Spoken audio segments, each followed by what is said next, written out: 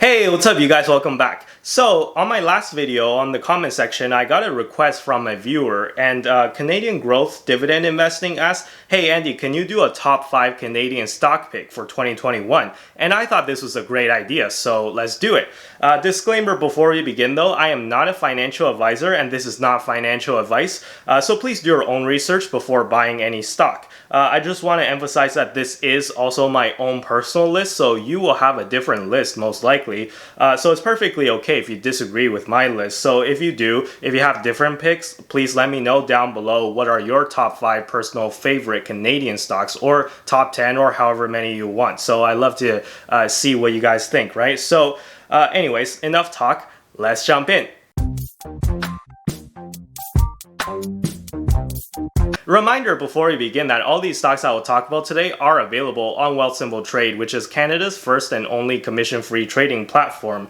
So I do have a link for that down below where you can get a free $10 when you sign up and invest your first $100 worth of stock. Also, I do have a link for ShakePay, which is a service that I use to purchase Bitcoin and Ethereum. I know cryptocurrency is all the rage these days, right? So if you're interested in potentially picking up some Bitcoin or Ethereum, what's interesting about ShakePay is that they let you pull it off of the platform and put it into an external wallet if that's what you want. So if you're interested in that, the sign up bonus for that is $30 when you sign up and invest your first $100 into crypto. And I'll leave a link down below for that as well in the description. Now those are referral links, so once again, you don't have to use them if you don't want to, but if you do, it will help me out, it helps out this channel, and it would be greatly appreciated. So anyways, enough talk, let's jump in. So stock number 5 on this list is Village Farms, ticker symbol VFF. Now, for those of you who don't know Village Farms, this is a company that competes in the MJ space, okay? So I always steal this analogy from Jeremy from Financial Education, who calls it the Michael Jackson stocks.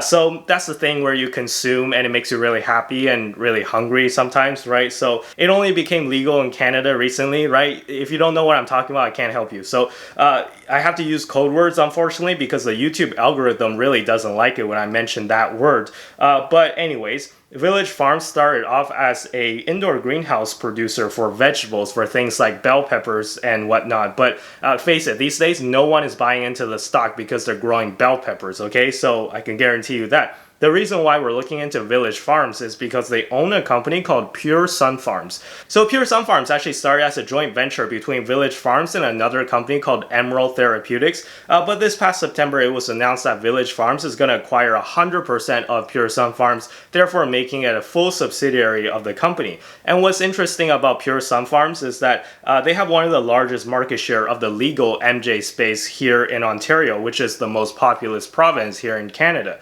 So let me just read you part of the press release about Pure Sunfarms when they made this announcement.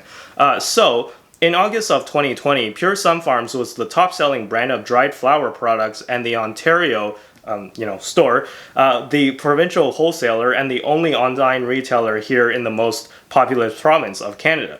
Since launching its retail branded products last fall, Pure Sunfarms is the top-selling brand of dried flower products, together with the OCS, with a market share of 13.4%. So yeah, if you've ever been to an MJ dispensary here in Canada, you probably at least seen or even heard of Pure Sunfarm products. So what's interesting about that is that they emphasize on low cost. So the quality might not be the absolute best like MJ you ever had or anything like that, but I think when it comes down to it, most people would prefer an economic solution that's not too bad, right? That's not absolutely atrocious. That's just okay, rather than a premium brand that cost a fortune, right? So especially if you buy MJ on a frequent basis. Also, I know the stock has run up a lot recently, but if you're interested in playing the MJ space though, and you're in Canada, I say that, give this one a second look, right? I think it's really interesting since they're one of the largest players of the low cost space. And I think that in the future, the industry is going to grow huge, right? So anyways, that's Village Farms, sorry. I'm getting my companies mixed up. Okay, moving on. Stock number 4 is Barrick Gold, ticker symbol ABX. So I've talked about this company a lot actually in another video, so I won't go too much into detail again. But just to briefly summarize, they're a gold mining company and they have operations all across the world. So I think they're one of the largest gold mining companies actually. So it's actually a pretty simple company to understand in my opinion. All they do is basically dig gold out of the ground and then they sell it on the open market, right? So buying gold companies is one of the best ways in my opinion to bet on the rising prices of gold without actually buying gold itself. So, you know, it's kind of correlated with the price of gold, obviously, right? Because if gold prices go up, then obviously mining companies are going to do really well as well. The reason why you might want to own gold mining companies as opposed to gold itself is because of the leverage effect. So I explained this in the previous video, but I'll explain it once again and touch upon it. Basically, when you're a gold miner, you have a relatively fixed amount of fixed operating costs, right? Because it keeps a minimum amount of cost to like keep the lights on and keep the operation running. But your profit is what you make between what you can sell the gold for and between what it costs to run your operations, right? So it's that gap. But then if gold prices just kind of skyrocket, then that gap between becomes really large, right? Because your fixed costs stay the same because they're fixed, and then you're able to sell your gold for a much higher price. So then your margins just shoot through the roof and then you make a bunch of money, right? So your stock also does really well. So it's kind of like almost a levered effect.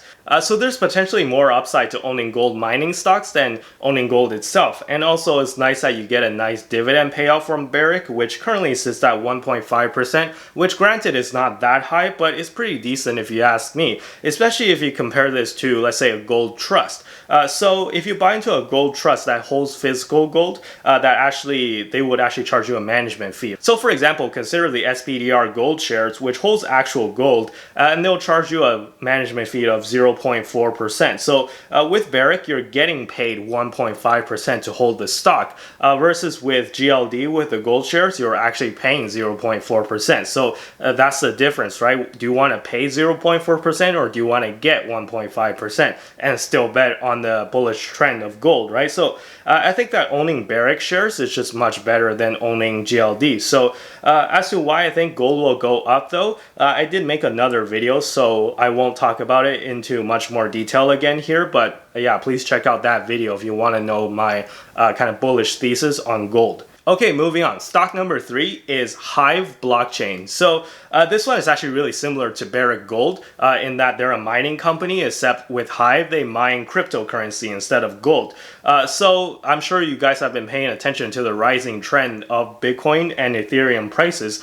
Basically, Hive has operations in Iceland, Sweden, and Canada. And I talked about the company before in a previous video, so I won't spend too much time talking about it. But what I will say is that I was only recently made aware of this company and after their crazy run-up. And what I said about the leverage effect of gold with gold mining companies, well, the same is true for crypto miners, right? So again, if you just forgot the fixed cost thing, right? Fixed costs stay the same. The margin goes through the roof if whatever they're mining just goes up in price. An added benefit of buying Hive stock instead of buying actual Bitcoin or Ethereum though might be for tax reasons, right? So I know a lot of you primarily invest through a registered account or some type of tax advantage account like a TFSA or RRSP. So for my American friends, that's Roth IRA and traditional IRA respectively. So yeah, I know a lot of you invest through tax advantage accounts.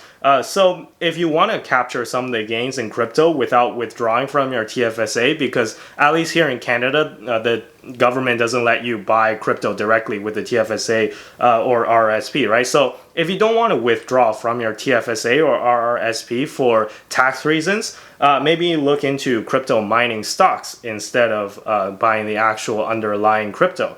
And lastly, I just want to say that I did buy some Hive shares myself. Now I bought 1,000 shares at a cost basis of $2.55, and as you can see, I'm up quite a bit already on these shares. I probably should have used my TFSA instead of RRSP for this kind of high growth stocks. So I had no cash left in my Wealthsimple Trade TFSA, and I wanted to jump on this quickly. So, oh well, you know, I lost out on a lot of gains because it is in a RRSP. So when I realize the gains and when I withdraw, not realize, but when I withdraw the funds, I will have to pay taxes on it. But it is what it is, right? And for the record, I did talk about this stock before I actually bought it, so I don't want to hear anyone down in the comments complain and be like, "Hey Andy, why do you only talk about your stocks after you buy them? Are you trying to pump your stocks?" Dislike, unsub. So for the record, I bought Hive after I talked about it, okay? So yeah, I don't want to hear any of you guys complain. Anyways, that's Hive. So moving on, stock number 2 is Restaurant Brands International, ticker symbol QSR. So this is a company that owns Tim Hortons, Burger King, and Popeyes. So these are obviously very well-known brands, and especially Tim Hortons here in Canada, am I right? So if you're wondering why the ticker symbol is so weird, by the way, QSR, QSR stands for Quick Service Restaurants. So basically fast food and coffee places are considered to be QSRs. And here in Ontario, currently we have a new lockdown in place, so there's no more dine-in anywhere.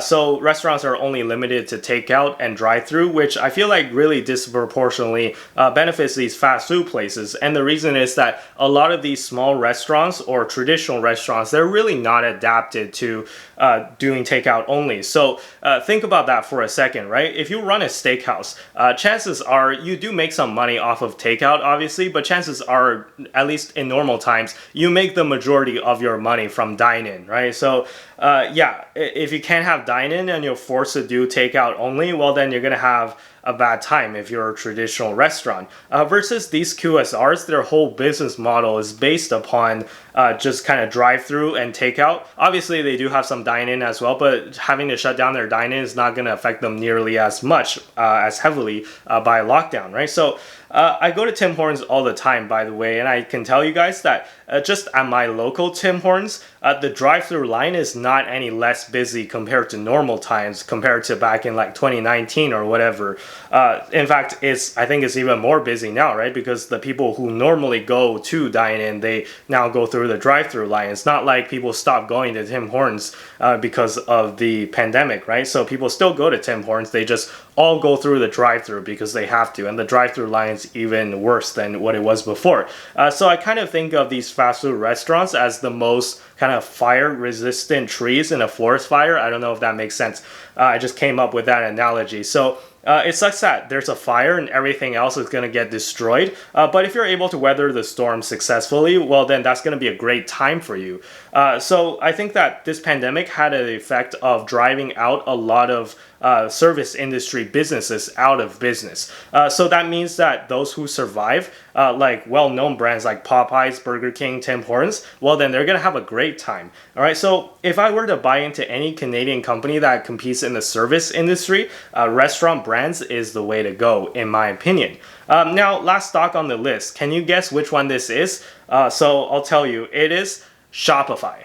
Okay, so I assume that most people already know what Shopify is, but in case you don't, they're a cloud-based e-commerce platform for small and medium-sized businesses. Well, they're not just for small and medium-sized businesses. They do have very large clients as well, but they're mainly targeted towards smaller businesses, but mainly they help people build a web store, and you can build a web store on Shopify and sell whatever you want, and they provide a complete package solution from end to end to help you set up your web store and get you going. Obviously, as I said earlier, it's not just small businesses and individuals that use it. I say that most web stores you see online these days, even from really big companies, they're probably all built using Shopify these days. In fact, if I remember correctly, the Tesla web store is built using Shopify. And man, what can I say about Shopify, right? So I don't own any Shopify shares at the moment. I used to own 4 shares, and I sold the shares when it hit about 900 Canadian dollars. And I even made a video about it where I said the valuation was too high and that I was uncomfortable with the valuation, so that's why I sold. And you know what? This is one of those situations where it's like if you get into a fight with your significant other and let's say you're so angry, you just walk out, right? You just leave. But then after a while, you feel really bad and you go crawling back to her, and now you have to look her in the eyes and say those magic 3 little words that every girl wants to hear. I was wrong. Okay, so that's what I have to say about Shopify, right? I was wrong. Plain and simple, right? I was wrong. And I made a mistake. I should not have walked out. I made a mistake. I'm not a prophet. I make mistakes. I don't know everything. And that video about Shopify is still up, by the way. So you can go ahead and watch it if you want. I made a commitment on this channel that I won't try to hide my mistakes. So if I make a mistake, you guys will be the first to hear about it, right? So I'm admitting to you guys that I did make a mistake. And the mistake here is that with stock like Shopify, the reason why you don't want to get caught up in the valuation is because this is an insanely high growth company. So they're fundamentally changing the way that we do e-commerce. So they're fundamentally changing one of the biggest industries in the world, essentially. So we're talking about a company that's expected to post 30% revenue growth for the next 12 months. And keep in mind that they're already at like what, 140 billion US dollars market cap. So if they were worth 140 million, let's say, it's not really a big deal to see them grow by like 30 or 40% because you're small anyways, right? When you're small, you can grow fast. But we're talking about a $140 billion company. So this is a really huge company there. And it's still growing at insane rates. So if you just think about the total addressable market, the TAM opportunity of e-commerce, for e-commerce is absolutely massive. Now, I'm not sure exactly how big it would be, but I think it's safe to say that it would be in the trillions of dollars, right? If you think about how much retail gets done online these days. So keep in mind that Shopify is the current leader in this space by providing the end-to-end solution. And I know that there are obviously other companies that do the same thing, but I can't really think of anyone else that is coming to mind that competes with Shopify in a really significant way. So, of course, as I said, there are smaller competitors, but yeah, no one can really match Shopify in terms of scale and reach at the moment, at least. So, quite frankly, I have a hard time imagining Shopify not being a $1 trillion company in the next 10 years, right? So despite the sky high valuation, if you think that it's going to become a $1 trillion company, which I do, right? So it's right now at $140 billion. So you do the math as to how big of an increase that would be, right? If it hits a $1 trillion market cap. So in my opinion, this is a company that competes at the highest level. So it really doesn't deserve to trade at the same valuation as, let's say, a Walmart or a Coca-Cola, right? I think it deserves to trade at a premium compared to everyone else because they're just that good, right? They're just that good of a company. But with all this in mind, though, what's my plan for the future for Shopify stock? Well, I think that once I get my Bitcoin position built, because I'm focusing on that right now, as I mentioned in a previous video, but once I get my position in crypto built, I think that I might start to dollar cost average into Shopify, right? So if I buy like one share every month or something, right? So something like that, regardless of the price. I think that this could be a good idea if you're trying to get into the stock and you know the price is currently at all-time highs, obviously, right? So you might just want to average yourself in if you're interested in buying this stock at all, which is certainly something that I'm very interested in doing. But yeah, I'm just gonna have to kind of allocate my funds because I don't have an unlimited amount of funds, so we're all gonna have to pick and choose what kind of battles we want to fight. And I think that Shopify is going to be a great bet, but you know it is at all-time highs right now, so I'm thinking about averaging in the future. So anyways, those are my top 5 favorite Canadian stocks, and I hope you guys all enjoyed the video. And if you did, please leave a like for this video. It really helps out with the YouTube algorithm, and if you haven't already, please consider subscribing. Be sure to follow me on Twitter and Instagram, links down below in the description as always. And with that being said, I'll see you guys in the next video. Bye bye.